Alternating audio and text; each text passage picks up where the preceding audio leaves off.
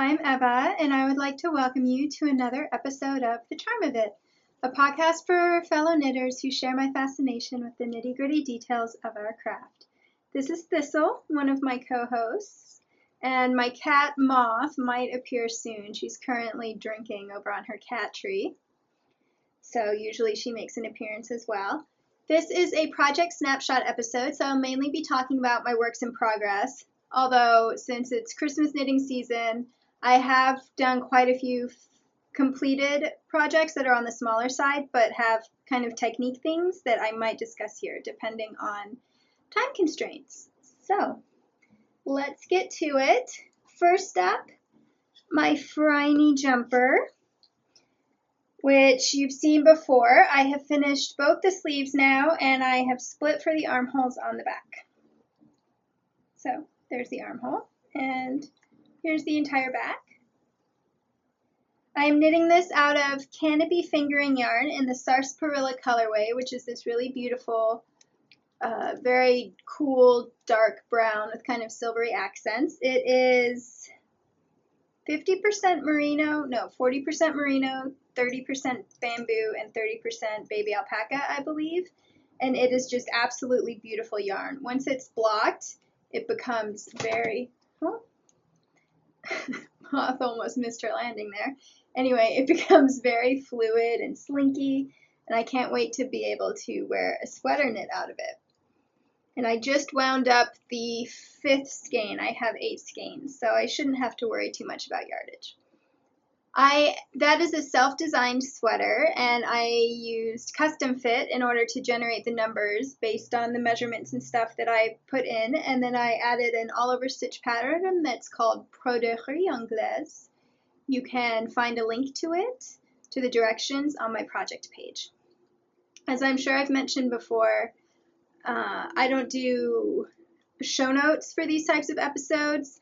I just include links to my project pages because I leave pretty extensive notes on my project page, so you should be able to get all the information you need from there. And if not, you can always ask me questions, and I'm happy to answer them on YouTube or Ravelry or Instagram. I'm the Charm of It on all those places, by the way. A little scattered today. I'm drinking hot chocolate.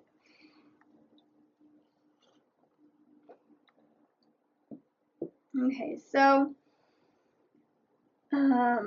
I don't think I really have anything much to say about this. Oh, I do have, so Custom Fit is by Amy Herzog, who wrote Fit to Flatter and 2 other sweater knitting books that are not coming to mind right now, but they're both really good. And one of the things that she prefers to do is have the waist shaping in the center as opposed to on the side seams, or in addition to on the side seams. I'm trying to follow this pattern as much as possible as written instead of modifying it the way that I'm always tempted to do. So I did leave the waist shaping in the center. There's no waist shaping on these side seams, which is fine because this is going to be a 1920s inspired sweater, hence the name Phryne from Miss Fisher's Murder Mysteries. So you can kind of see where the eyelets are not completely even in these sections, and that's because of the shaping. I had thought, so she has you put markers in, and I had assumed that there was going to be shaping going on both sides of the markers, and if I just read ahead, I would have known the shaping was only going to be happening on these sides. And if I'd realized that, I would have gone ahead and put an eyelet right on the border of the stitch markers, so that this center part would have always had the same amount of eyelets, even as the outside closed. But since I didn't realize that, I had an eyelet centered right over the stitch marker, so 2 stitches on the inside and 2 on the outside, and so that led to gaps later on, like up here. Hopefully it's in focus, because obviously I can't see it right now. But I think overall in the sweater it's not noticeable, and I decided it was not worth ripping out almost the entire back in order to fix. I'm really going to try to make this a priority. I really want to finish it before I leave for Christmas holidays with my family down in Texas. I don't know, I feel like I've lost my sweater knitting mojo, which is funny because I think of myself primarily as a sweater knitter, but I cast this on in the end of October and still knitting on it, so that's been 6 weeks. And if I look at last year, I was knitting most of the sweaters that I knit in 6 to 8 weeks. So I'm not really sure what's going on there, but I want to really focus on prioritizing garments again in the future. The other thing I wanted to say is that I've changed my mind about this a little. So I had envisioned it as a jumper or pullover, not a cardigan. And I wanted it to be pretty long because, you know, in the 1920s, that was the silhouette. It was kind of a mid-hip silhouette. And then to have a sailor collar. So it was going to be kind of like a midi blouse. And lately I've been thinking a lot about how hand knits fit into my wardrobe and my life. And unfortunately, even though it gets cold here, and even though I can keep my apartment pretty cool, despite the radiators, the problem is that I spend most of my day with at least one heating pad, usually more than one, on my torso somewhere because of pain.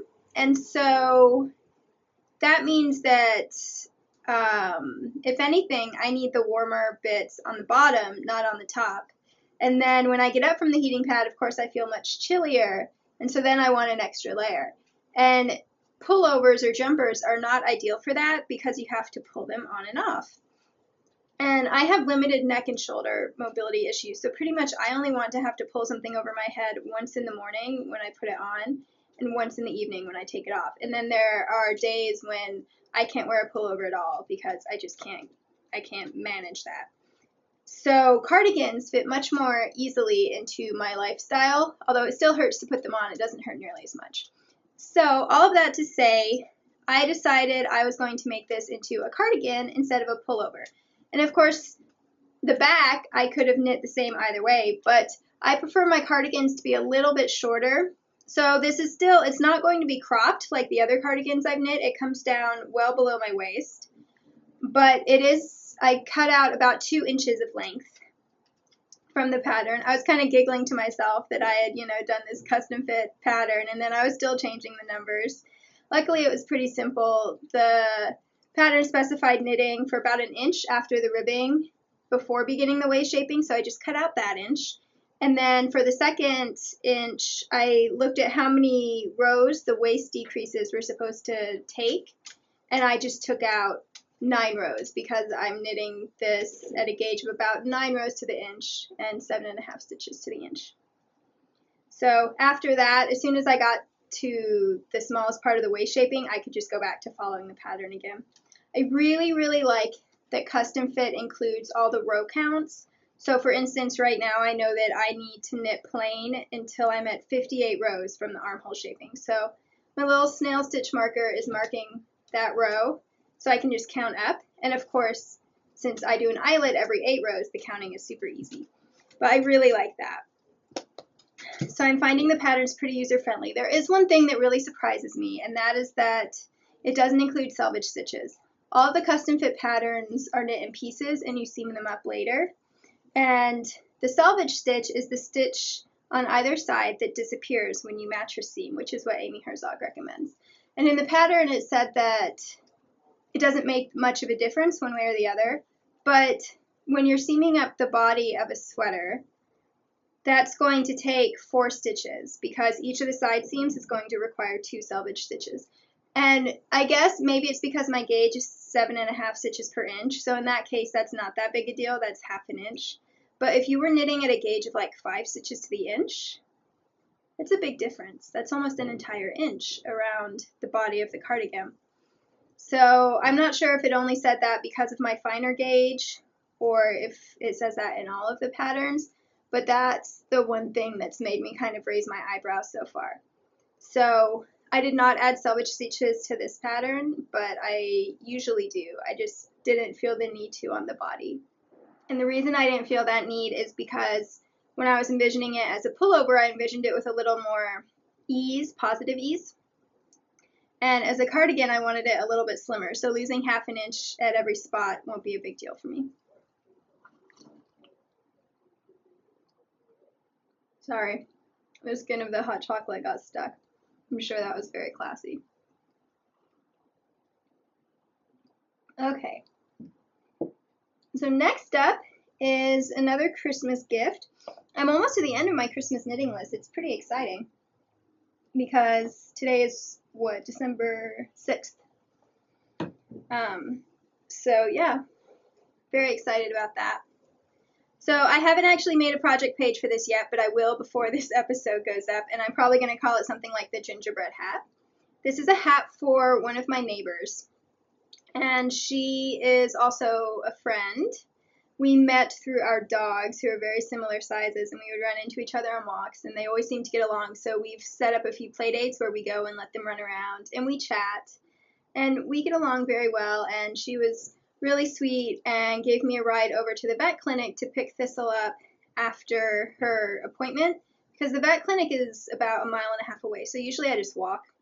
But since Thistle had been under general anesthesia for her dental cleaning, I didn't want to make her walk, and I didn't want her to be bumping up and down in the basket of my bicycle.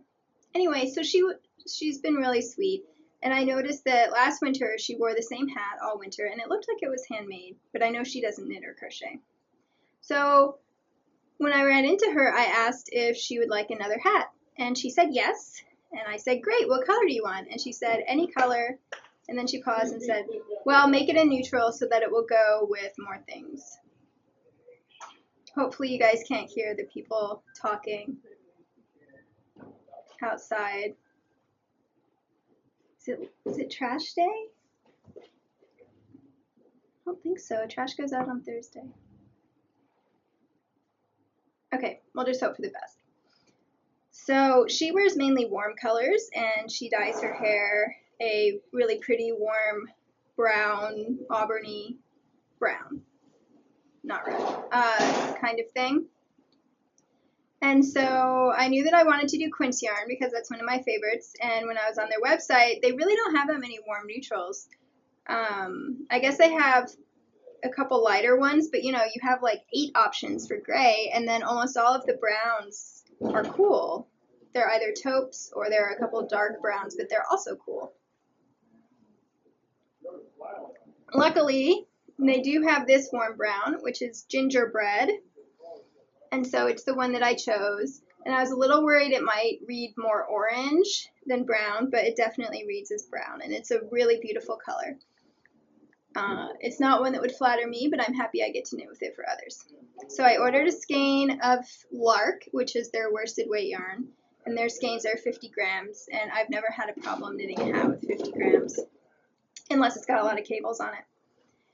And I've decided to use some leftover white yarn that I have to do a little bit of color work. I'm going to use the Laurelhurst pattern, which is free on Ravelry, but I'm changing the brim a little. So I wanted to do a doubled brim because we live in quite a cold climate, and doubled brims are just really nice. It's funny, I almost always knit hats for other people with doubled brims, but I don't think I've ever knit myself a hat with a doubled brim. I need to work on that. And because I'm not sure her tolerance for wool, and I find Lark quite soft, it's not a rustic wool at all. I took a break to close my window. It's not trash day, but people are basically rearranging the trash and recycling. So hopefully the noise won't be too bad. I can't really wait to record because it's winter, so the daylight is going to fade. But man, bad timing. Oh well, I guess I'll try to record in the mornings next time. Hi, baby. So as I was saying, quince Lark is a very soft wool to me. I can wear it up against my skin, but it's not quite as soft as Chickadee or Osprey. And Chickadee is the one that my mom, who's super wool sensitive, can wear against her skin. She can't wear Lark against her skin. So just in case my neighbor has similar issues with wool, I went ahead and did the inside of the band in some Superwash Cascade Sport I had left over in this. It's not quite as bright as it's showing up on the screen. It's not quite that neon, but it's definitely a true red. I had it left over from when I knit one of my friends a very hungry caterpillar hat for her baby. And so I think he's still wearing it. He's 2.5 now. But yeah, so, and plus that'll help me make sure that I don't run out of yarn. So I went ahead and did a provisional cast on, and I actually tried a new provisional cast on. Usually I do crochet provisional cast ons, But you know, they're kind of fiddly because you have to pick up into the back of each stitch. I really don't like crocheting over the knitting needle. I find it faster to crochet a chain and then pick up stitches. But it's still a little fiddly, and I was not in the mood for fiddly. So instead I tried the tubular cast-on method that I use from Tech Knitter. Begins with a provisional waste yarn cast on, basically. And I decided to just try doing just that part, and instead of going on to make it tubular, just knitting it regularly. And so I just joined the two today. So I took out that provisional cast on. It was so easy. And that cast on is super quick because you have two strings and basically you're just doing this. So it goes really fast. It's faster for me than the long tail cast on. And so I'm really excited. I'm definitely going to be using that as my go-to provisional cast on in the future. And when I wanted to join the two, all I did was I'm knitting this on a size 5, and then I'll switch to 6s for the main body. Because, you know, you want the ribbing dense. But I went ahead and got a size 0 needle, circular needle, and that's what I used to pick up the stitches from the provisional cast on. And then you knit one round where you're knitting through 2 stitches at once. So I find having a much smaller needle on the inside just makes it a little less fiddly. And the first time I did a doubled brim, I didn't do a provisional cast on. I just folded it up and sewed it later. I had to sew it, then pick all that out, and then re-sew it because I had gone a little crooked. So that was terrible. And now I always do the provisional method because that way it makes it really easy to line up the stitches so that you have a nice straight brim. The pattern calls for 96 stitch cast on, and I started with that, but after about 8 rounds of thread, I put it on my head and it was way too big and floppy. So I went down to 84 stitches for the ribbing, and that fits my head perfectly well, and I'm sure my neighbor has about my size head. So now I will switch to my larger needles and go up to 96 stitches, and I think you knit a few rounds plain and then you start the color work. As I said, it's a free pattern, so I'm not giving anything away. Yeah, so that'll be nice and fun. I really enjoy knitting hats. And I always enjoy working with quince yarn. My final work in progress, and I've decided I really prefer having 3 works in progress going at once. Oh, well, first I'll say my Miss Limone jumper, which I'm knitting out of lace weight yarn. I finished the cuff for the second sleeve, and then I just went ahead and put it in hibernation because I really want to focus on my Franny jumper and get it knitted. And this one I want to bring home with me and be working on it over Christmas because it's lace weight. It won't take up very much room in my bag. And so, yeah, I think it will get a lot of work done. And I was kind of beating myself up a little for not being further along on it. But then I began thinking about stitch counts. And I began thinking about this, actually, because I wanted to be able to tell my brother-in-law how many stitches I put into the socks I knit for his mother, since the knitting itself was my gift to him. And I worked it out that it was about 21,000 stitches in the socks. And so that means each, or maybe 23,000, each sock was around 11,000 stitches. This cuff alone is a little over 5,000 stitches. So that's pretty much half a sock just there.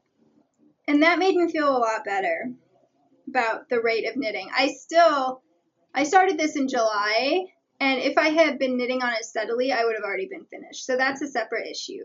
But I always think of projects in terms of yardage. Like I think of worsted weight projects as taking less time because you need less yardage to get the same size fabric. But you also need so many fewer stitches. And usually I don't think of it as that big a deal, like 5 stitches per inch versus 7 stitches per inch. Doesn't seem like it should have that big of an effect. But it really does. So then I worked out, and my dad's entire blanket, which is knit out of worsted weight yarn on size 9 needles, has, I think, 4,500 stitches in it. So that's, what, 2 pairs of socks? That's so many fewer stitches than I would have thought. So that's just something that I've been thinking about lately. I've been doing a lot of meta thinking about knitting lately. I'm not sure why. Probably the end of the year, you know, you always want to start evaluating what you've been doing. Okay, so Miss Limone, is in hibernation until I go home. So my last active work in progress are my Advent socks. And I have been having so much fun with these. So here it is. And I believe I mentioned wanting to do this on a previous episode. And these are scrappy socks. I'm using leftovers from other socks that I have knit, or in the case of these, fingerless mitts. And I was trying to think of a way to combine randomness with a certain amount of cohesion. And what I ended up doing, I pulled out, and I didn't want to just do plain stripes because I did a lot of plain vanilla knitting in November, and that was good in November. I needed that in November, but now I want more interesting knitting again. And my Phryne jumper is pretty simple knitting, so I wanted something just a little more engaging. But I didn't want to do color work because color work requires a certain amount of contrast between the colors, and so that would have made it a lot trickier to randomize color selection. So instead I decided to do multicolor slip stitch patterns, and Barbara Walker has a whole chapter in her first Treasury of Knitting stitches devoted to these types of stitches. And so it's really nice because you only use one color in each round, and you get all these really cool effects. And so then I started swatching, and eventually I found, we're not going to focus today. Okay, so see, aren't those effects all really cool? So my plan, hopefully that engine noise means they're driving away now.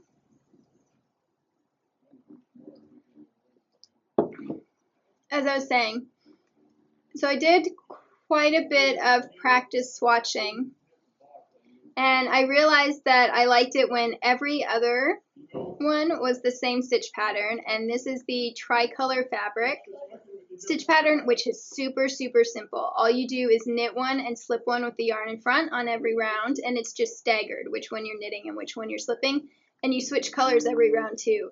And isn't that the coolest effect ever? I want to do a whole sweater with something like that.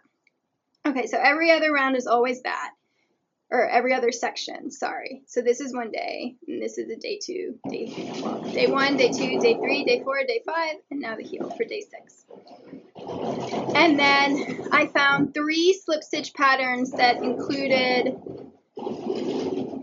enough similarities that they looked like they belonged together. I wanted them to all have garter stitch rows for some texture. I wanted them all to involve 3 colors. And then they all, well, 2 of them are multiples of 4, the other one is a multiple of 8. And this is just any even number. And so, every other day I already know that I'm knitting the tricolor fabric stitch, and I just roll the dice 3 times to come up with which 3 colors I'm going to use. And then on the days when I'm doing a bigger stitch pattern, first I roll the die to determine which of the 3 patterns I'm going to use, and then I roll the die 3 times to determine the colors. And I'm not sure, I think this one is Fancy Bricks, sorry. Yeah, so this is Fancy Bricks, and then this is Broken Plaid. And as you can see, the gold and red have been most popular with the dye.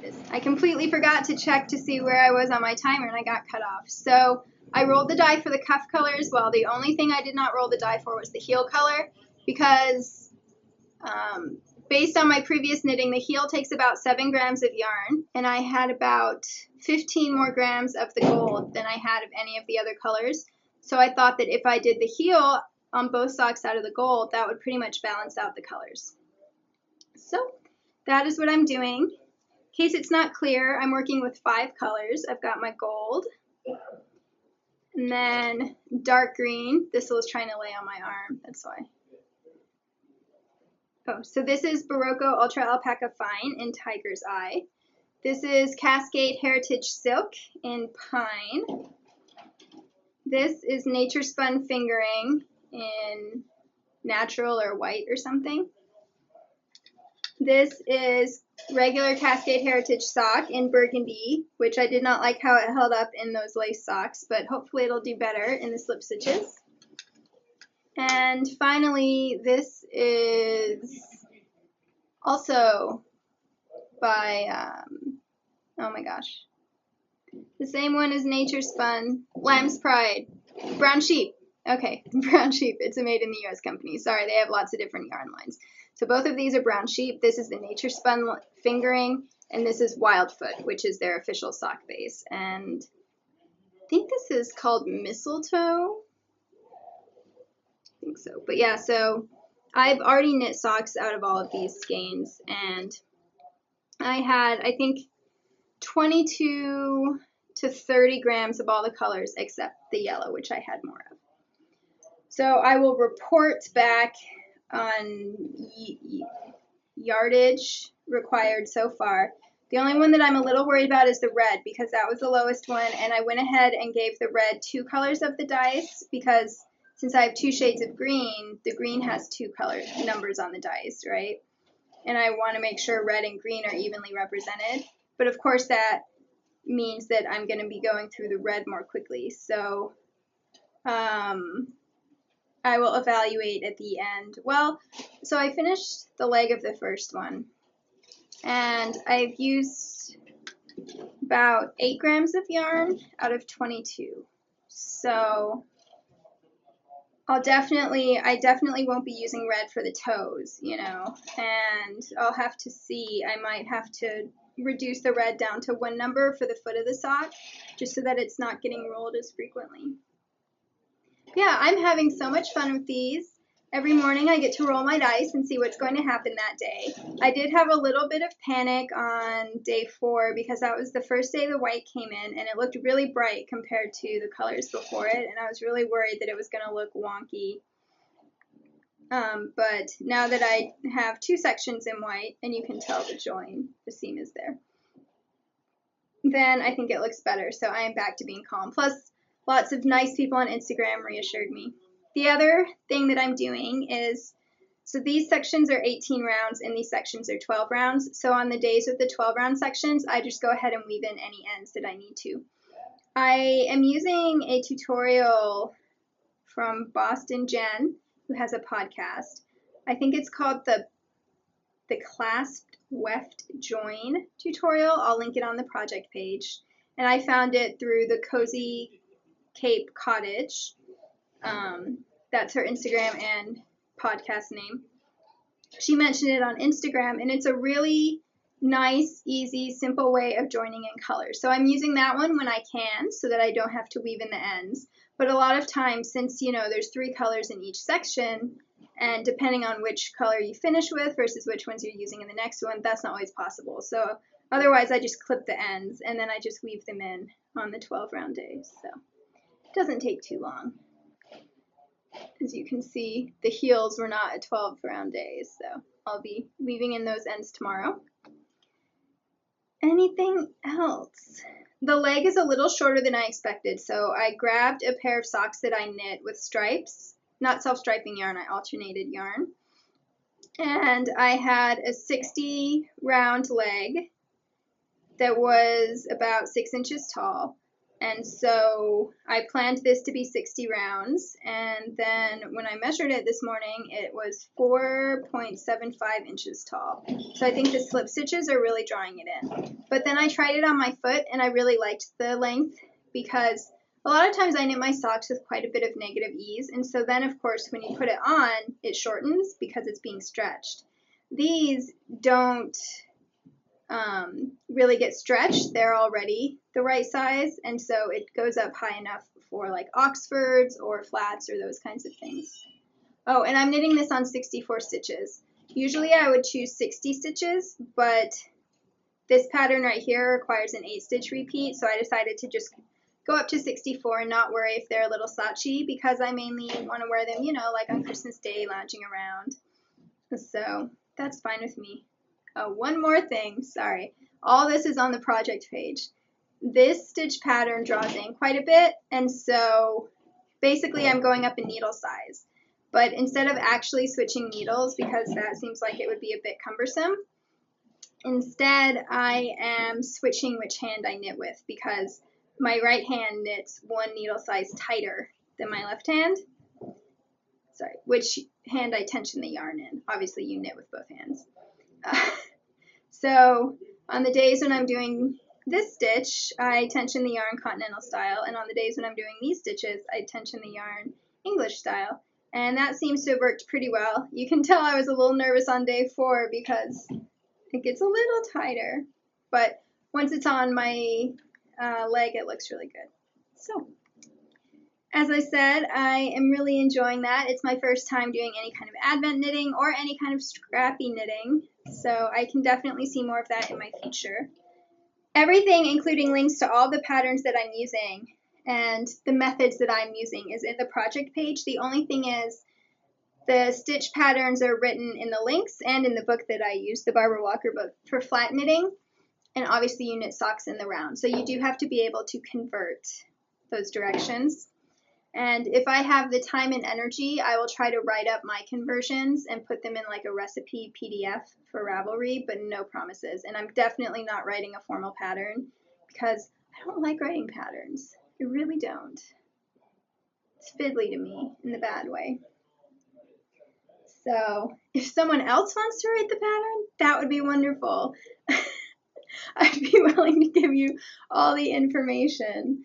And then you can deal with all the formatting and readability issues and any pattern support, because I don't want to have to deal with pattern support. So, but yeah, I know that on Instagram some people have mentioned that they would really enjoy knitting a pair too. So as long as you know how to convert patterns, all the information you need is already up. And if not, I will try to get it up again soon. I am going to go ahead and check to see how long I've been talking for and then decide whether I should talk a little bit about some of the other projects that I've been working on since I last saw you. I decided I had time to talk about 2 projects. One, if you followed me on Instagram, you've already seen. The other one you haven't, because it's for my sister who is also on Instagram. So, and both of these are basically stockinette with a twist. So first up are a pair of thrummed mittens that I knit for my mom at her request. She lives in South Texas, but apparently she wants a pair of thrummed mittens for driving early in the morning in the winter there. In case you don't know the South Texas climate, winter is usually highs in the 50s and 60s Fahrenheit, which is, 10 to 20 Celsius? Those would be the cold days, or the cooler days. And then sometimes the highs are more like in the 30s to mid-40s, but those are the unusually cold days. And then at night, it almost never drops below freezing where my mom lives. But in the mornings, 40 degrees is cold. So, and 40 degrees Fahrenheit is 5 degrees Celsius. So hopefully these will come in handy and keep her nice and warm. They're so snuggly. So these are knit out of Quince & Company Chickadee, which, as I mentioned earlier, is the only regular wool yarn my mom has been able to tolerate. And this is the wine sap color. It's showing a little brighter on the camera than it is in real life. In real life, it's like the perfect Santa red. And I knit her a hat in this color last year, and I bought 2 skeins of yarn because I wasn't sure if I would run out, and I ended up getting the hat out of 1 skein. It took the entire skein, but I got it because I did a double brim. That's why I wasn't sure if I'd need a second skein.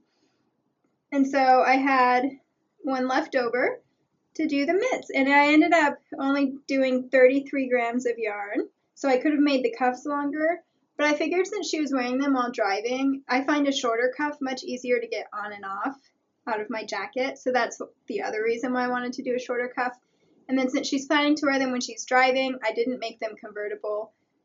I'm not really sure how convertible thrum mittens would work anyway, but she doesn't need them while she's driving. She's got one of those really fancy cars where you can talk through the car with your phone, so she's not going to need to be touching her phone or anything. So in addition to the 33 grams of yarn, it took about 30 grams of fiber to do the thrums, and this is just fiber that my mom bought at the local yarn store down in Texas last year when I was home for Christmas, and we picked it up so that I could make that muff for my great-great-aunt. But we didn't know how much to get, and the yarn store people weren't sure how much to get either and suggested I look up a pattern for thrum mittens and then double what they suggested. So I think I ended up with 2 or 3 ounces of fiber, and I had tons left over after the muff, and I still have tons left over after this. So yes, took about 30 grams of fiber, which I got by weighing both the mittens and then subtracting from that weight the weight of the yarn, which I already knew. So thrumming is so much fun, you guys. I used the Yarn Harlots method, and I linked to that on the project page as always. But yeah, if you have not tried it yet, when I first did it back in January, I think, I was really nervous, but once you get the hang of it, it's just really fun. It's very addictive. You want to get to the next thrumming row, and these knit up really quickly. So, and they're super warm and cozy on the inside. I will show you. That's what they look like on the inside. Obviously, I opted for fairly small thrums because Chickadee is a sport weight yarn. So I didn't want massive thrums that would overpower it. Usually when people are thrumming things, they use worsted weight or bigger yarn. But Chickadee held up to it. I mean, it's not fussing there. And I went ahead, you can see it stretches out a little, but the fabric, not fiber, the fabric that's produced is nice and sturdy. So I did the thrums every 4 rounds and every 4 stitches, which seemed to work out to just the right number because there's fiber all along the inside. Like there's no break in the fiber, but there's also not a ton of fiber. And I went ahead and went up a mitten size compared to what I would normally knit for my mom. I used the Ann Buds mitten pattern from the Handy Book of Patterns for Knitters, something like that. Knitter's Handy Book of Patterns. And I just went up a size from what I would normally knit her to make sure there would be space for the thrums. And we have the same size hands, so that'll work really well.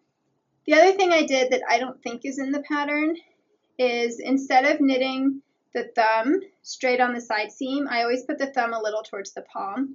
And I read a blog post on the blog Shea Lizzie, which is written by a knitting designer whose name I can't remember, Elizabeth something. The cobweb tam that I knit earlier that year with the cool pearl rounds, that was by her.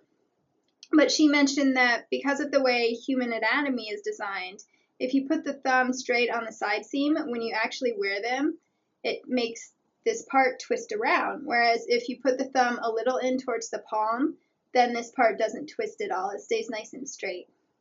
And you see it a lot more when you've got a design on the back, but I just find it makes for the most comfortable mittens. So I think I put them 3 or 4 stitches in from the side seam.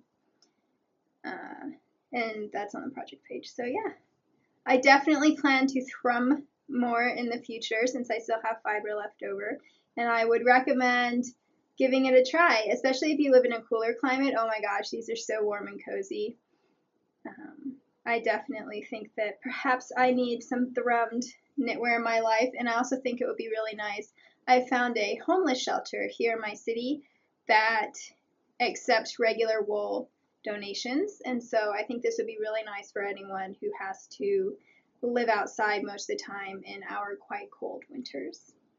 So I'll be doing some charity thrumming as well. The other stockinette with a twist project that I made is for my sister, and she requested a navy blue beret. This is in Knit Picks Gloss Fingering, which it was so hard to find a navy blue yarn, you guys. I didn't want 100% wool. I wanted something a little fancier. And it had to be fingering weight because my sister lives in South Texas and she tends to run warm like me. She's not like my mom.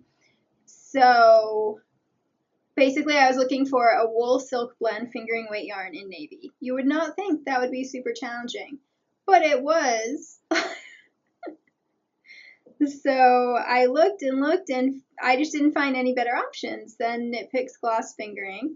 And I think it's made a really lovely fabric. It's looking brighter. It's a true navy. Okay, that's its true color. I have not blocked this yet. She decided after some thought that she wanted a beret, so I will block this into beret. But I just wanted to show briefly that pretty much the only difference between a beanie and a beret is whether you dry it over a dinner plate or not. So that's really nice, I think. It's pretty easy to convert beret and beanie patterns that you might find from one to the other. Okay. So obviously, the twist on stockinette in this pattern is the beading. And I actually knit this hat top down instead of bottom up. And so there's this little nipple looking bit at the top, and I'm pretty sure that's going to block out. I can use some pins if I need to make sure. But yeah, I just thought I would explain that. And the reason why I knit it top down instead of bottom up is because I adapted the Celestarium shawl pattern into a hat. I'm so excited with how it worked out. So in case you don't know, the Celestarium is a paid-for pattern on Ravelry. I was gifted it, and it is one of the coolest patterns because it is a constellation map, and each bead represents a star. So basically, at the end, you have a star map translated into knitting. So obviously, it's a circle shawl, and it starts at the very beginning, like in the middle, and then it grows out. So I figured I could just start in the very middle and grow out to the size I needed for the hat and adapt it that way. And the pattern includes a tutorial on how to do this cast on, and it took me about 4 tries to make it work, but once I did, I really liked the result. It reminds me of crochet, actually. I'm going to focus. Not that I don't love the bokeh effect, but come on, camera. There we go. Okay, so as you can see, that makes a really nice snug cast on with a bead centered right in the middle of it. And there's the Big Dipper, or maybe the Little Dipper. I don't know. It's a dipper. And so I was able to follow charts A, B, and C exactly as written. And I think D. Yeah, I got all the way through chart D, being able to knit it exactly as written. And at that point, I had about the same number of stitches as recommended in Ann Budd's Basic Tam book for 6 stitch per inch berets, and I was getting about 6 stitches to the inch. I had assumed I was going to get about 6 stitches to the inch, so I was very glad I was proved right. Usually pretty good at guessing what my gauge is going to be for like small scale projects. Anyway, and so at the end of chart D, I went ahead and went on to chart E because I still needed more length, because I had almost the right amount of stitches, but about an inch less than the Ann Budd pattern, which I've used a lot and which has always made just the right size beret for me, recommended. And so what I have discovered as I've been knitting berets is that if you have a smaller circumference than usual, if you just make it a little longer, it blocks out to the same size. Conversely, if you have a larger circumference and you knit the straight part shorter and start your crown decreases earlier, it'll block out that way. So, you know, they're related. So since I had an inch fewer in circumference, I went ahead and added about an inch to the length. So I needed to be working on chart E as well. And basically, every chart in the pattern has double the amount of stitches. And so I was kind of in the middle of a dilemma because, of course, the constellations don't cooperate, and most of them, like half of them were in chart D, and then the other half were in chart E. So if I wanted to finish the constellations from chart D, I needed to go ahead and work chart E, but I couldn't double my stitches again. So I basically knit chart E, treating 2 stitches on the chart as one stitch. So if it said that I should put a bead at stitch 60, I put the bead at stitch 30, if that makes sense. And I had stitch markers every 10 stitches to help me count.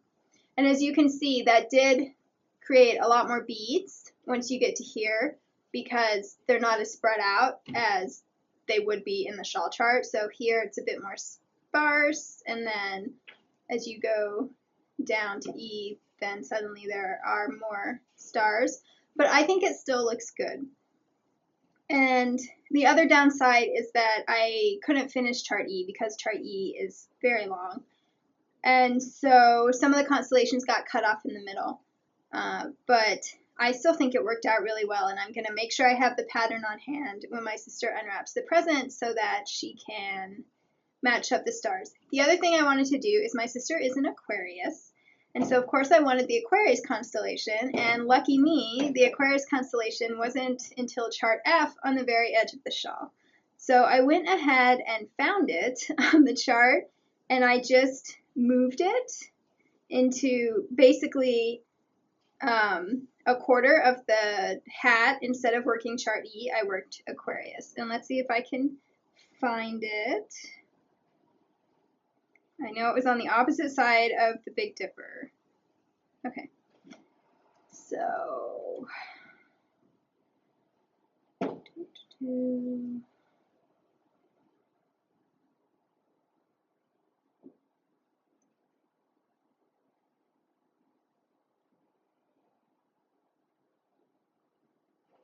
I'm pretty sure. Oh, my battery's almost dead. So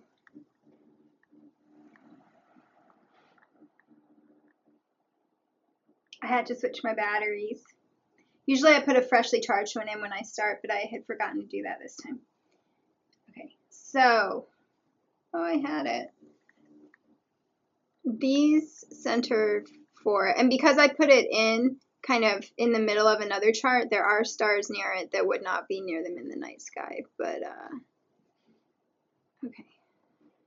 So, these 4 are part of it, I think. And then over here and over here. It's spread out for quite a ways. I'm lying. Not these 4. These 4 are something else. Okay, these 4. Clearly I will be referring to the pattern when showing my sister this. Okay, so those 4. And then it spreads out in either direction from there. So that's Aquarius. And I was really glad that I was able to fit that into the chart. And what I wanted to say, other than I'm really happy with how it worked out, and I'm also really jealous, and I want a star head of my own. Oh, and I used the same beads that I used for the Castles in the Sky shawl that I knit last December, January, and I ended up ripping it out. But so I reused the beads. And I think they're size 50 and they're triangular instead of round. And I think that that really helps them sit and they sparkle really nicely. But like classy sparkle. Okay, so what I wanted to say is that I was poking through my great-grandmother's old knitting bag. And she didn't just knit, she also tatted needlework bag that I inherited when she passed away. I was about 11 and I crocheted a lot and I was the only one in that side of the family that did any needlework, and so my Grammy passed her stuff on to me. My Grammy is a big quilter. She made that quilt, but not needlework. And so when I was a beginning knitter, I went through the bag and I found like some helpful things, but then I hadn't gone through it in a while, and someone on Instagram posted these big metal stitch markers. I was like, oh, those look so handy. And then I decided, hey, and she mentioned that she had inherited them from an older family member. So I decided to go back through my great-grandmother's bag and see if there's anything else useful that now I would recognize that I wouldn't have recognized as a beginning knitter. So I found this little bitty crochet hook. I mean, the hook is insanely small. Can you see that? Like, I used to crochet with cotton thread using size 0 hooks, and this is so much smaller than that.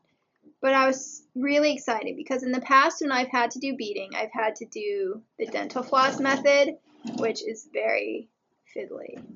And now I've got this little crochet hook, and these are size 50 beads, but I'm sure the 60 beads will fit on no problem. And as you can see, I can just pop them on top. And so basically, it was so much simpler to add the beads as I went. So much simpler. Oh my gosh. I can't even tell you how much simpler it was compared to having to thread the dental floss through. So I am just adding that. If you have tried beading in the past, and like me, you're frugal, so you don't like buying new things, so you did the dental floss method because you have dental floss, don't judge beading by that method. I beaded that whole shawl, and I mean, here are the rest of the beads that came out when I pulled the shawl. It's a lot of beads. I don't know, you probably can't see, but that's a lot of beads. And I put all those in with dental floss. it took a really long time. So now that I have this lovely little crochet hook, and it says it's a size 7, but I don't know if numbers have changed since then. And there's the other side. It definitely makes me want to bead more because it's so much easier. So yeah, that's all I wanted to say about that. And those are basically my stockinette with a twist projects. I really like that kind of stuff for Christmas because it goes pretty quickly, but I think there's going to be a big wow factor on this. I hope so. It's a surprise for my sister, so if she doesn't like it, I'll just knit her a different hat and keep that one myself. Though I would have to add an Aries somewhere in there. And that is my episode for the day. I can't figure out how I had set up the camera where Thistle was visible all the time because in the last 2 episodes she goes to sleep and then she's out of the camera view. So I don't know, I must have set up something differently that day. I'm not sure what, but here she is again. Oh my goodness. Sometimes she doesn't even look real to me. Right now she reminds me of a Beatrix Potter character.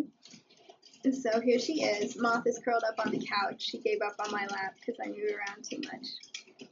But she'll get snuggles later. And I had a great time talking about my works in progress with you. If you would like to follow my knitting adventures in between podcasts, I am very active on Instagram. Probably post too many photos for some people, but you can find me there as The Charm of It and also Ravelry. And there is a group. Oh, one administrative thing I wanted to mention.